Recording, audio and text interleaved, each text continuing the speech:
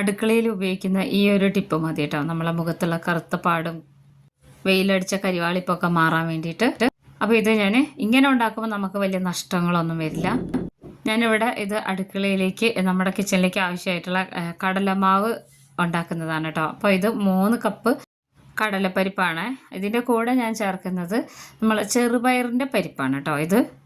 ഇതെല്ലാം വേറെ വേറെ കഴുകി ഉണക്കി മാറ്റി വെച്ചിരുന്നതാണ്. അപ്പോൾ ഇങ്ങനെ ഉണ്ടാക്കി കഴിഞ്ഞാൽ ഇതിൽ കൂടിയാണ് നമ്മൾ ഇങ്ങനെ ഒരു ഫേസ് പാക്കിൻ്റെ പൗഡർ ഉണ്ടാക്കിയെടുക്കുന്നത്. അപ്പോൾ പരിപ്പിനോടൊപ്പം തന്നെ ചെറുപയർ പരിപ്പ് എടുത്തിട്ടുണ്ട്. അപ്പോൾ നമുക്ക് ഒരേപോലെ തന്നെ ക്വാണ്ടിറ്റിയിൽ എടുക്കാവുന്നതാണ് കേട്ടോ. എന്നിട്ട് ഇത് മില്ലിൽ കൊണ്ടുപോയി പൊടിപ്പിച്ച് കൊണ്ടുവരികയാണ് ചെയ്യുന്നത്. രണ്ടും കൂടി മിക്സ് ചെയ്തിട്ട് ഇതിൽ 1-2 ഇൻഗ്രീഡിയൻറ്റും കൂടി ചേർത്ത് കൊടുക്കുന്നുണ്ട്. 1 കപ്പോളം പച്ചരിയാണ് ചേർത്ത് കൊടുക്കുന്നത് കേട്ടോ. ഇതും ഞാൻ നേരത്തെ പറഞ്ഞ പോലെ തന്നെ കഴുകി ഉണക്കിയിട്ടുള്ളതാണ്. ഒട്ടും സമയമില്ലാത്തവർക്ക് നല്ല തുണിയിലിട്ടിട്ട്, നല്ല പിഴിഞ്ഞെടുത്ത തുണിയിലിട്ടിട്ട് ഒന്ന് നല്ലോണം ഇങ്ങനെ തുടച്ചെടുത്താൽ മതി. എന്നിട്ട് ഫാനിൻ്റെ ചോട്ടിലിട്ടിട്ട് പിന്നെ വെയിൽ കൊള്ളിച്ചാലും മതി.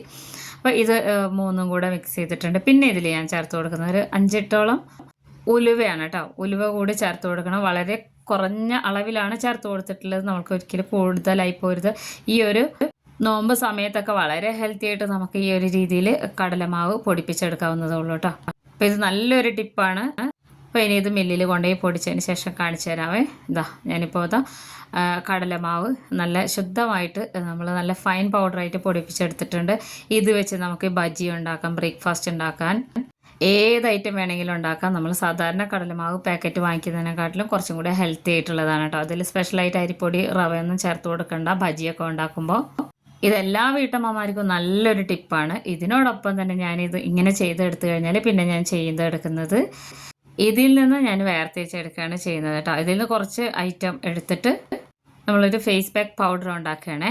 ഇത് തന്നെ നമുക്ക് മുഖത്തിട്ടാൽ നല്ലതാണ്.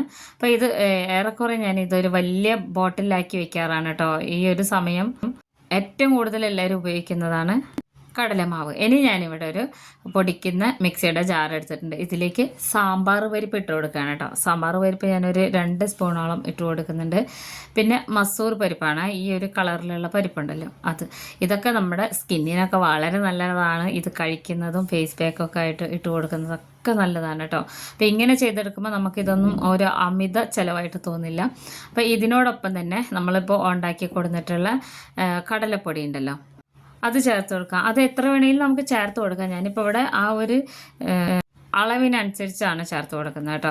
ഒരു 3 സ്പൂൺ നിറയെ ചേർത്ത് കൊടുക്കുന്നുണ്ട്. എന്നിട്ട് നന്നായിട്ട് ഇതിനെ പൊടിച്ചെടുക്കണം. ഇങ്ങനെ പൊടിച്ചെടുക്കുമ്പോൾ തരി ഉണ്ടാവില്ല. ഞാൻ കാണിച്ചു തരാം. നന്നായിട്ട് പൊടിച്ചെടുത്തിട്ടുണ്ട് കേട്ടോ. അപ്പോൾ എത്ര തരം പരിപ്പുണ്ട്. ഇപ്പോൾ നമ്മളിത് സാമ്പാർ പരിപ്പ്, മസൂർ പരിപ്പ്, കടലപ്പരിപ്പ്, ചെറുപയർ പരിപ്പ്, പച്ചരി, ഉലുവ, ചെറിയ രീതിയിൽ ഉലുവയുണ്ട്.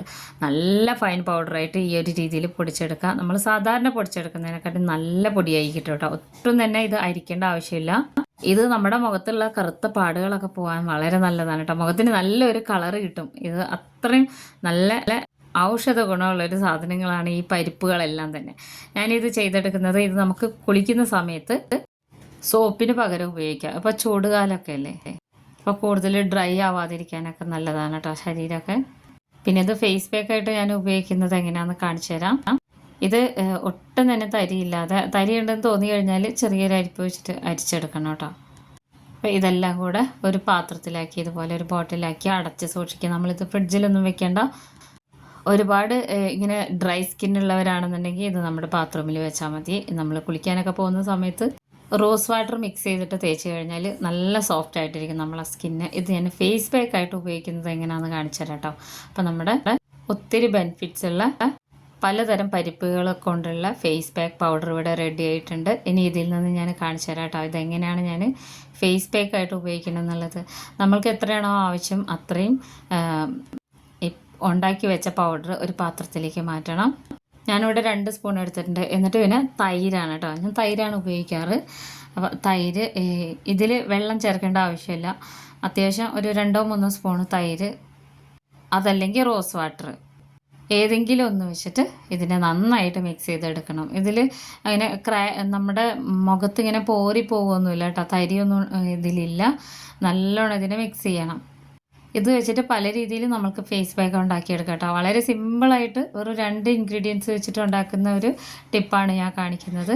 ഈ ഒരു രീതിയിൽ തൈരും നമ്മൾ ഉണ്ടാക്കി വെച്ചിട്ടുള്ള ഈ പൊടിയും കൂടെ മിക്സ് ചെയ്തിട്ട് ഒരു 5 മിനിറ്റ് ഒന്ന് റെസ്റ്റ് ചെയ്യാൻ വെക്കണം. എന്തിനാണെന്ന് വെച്ച് കഴിഞ്ഞാൽ ഇതൊന്ന് നല്ലോണം സോഫ്റ്റ് ആവാൻ വേണ്ടിയിട്ടാണ്. എന്നിട്ട് നമ്മളെ മുഖത്തും കഴുത്തിലും കയ്യിലും കൈത്തണ്ടയിലും നമ്മളെ ഈ കൈമുട്ടിലൊക്കെ ഒരു പാട് വരില്ല, അവിടെയൊക്കെ നന്നായിട്ട് തേച്ച് പിടിപ്പിച്ച് ഒരു 20 മിനിറ്റിന് ശേഷം കഴുകി കളഞ്ഞ് നോക്കും. ഡെയിലി നമുക്ക് ഉപയോഗിക്കാം, യാതൊരു സൈഡ് എഫക്റ്റും ഇല്ല കേട്ടോ.